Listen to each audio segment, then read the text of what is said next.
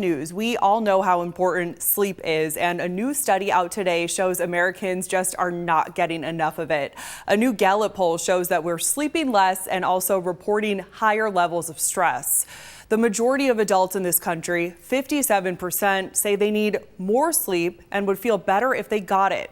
Only 42% say they get as much sleep as they need, and that is almost a complete flip-flop from the last time Gallup conducted this poll back in 2013. But how much is enough? Many health experts say you need 8 hours or more, and Americans just aren't getting it. Less Americans are reporting getting 8 or more hours of sleep compared to when we first started tracking this. Actually, the first time we asked this question was in 1942, and we had a lot of Americans at that time saying that they got 8 hours or more of sleep.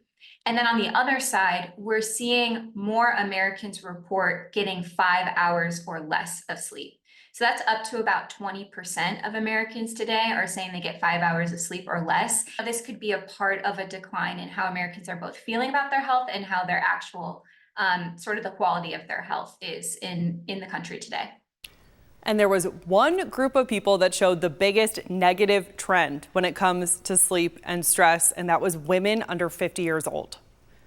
Women under the age of 50 are a really strong part of the workforce. And if they're suffering at a greater rate in terms of their mental health, their level of stress, their level of sleep, that could have an impact in the workforce.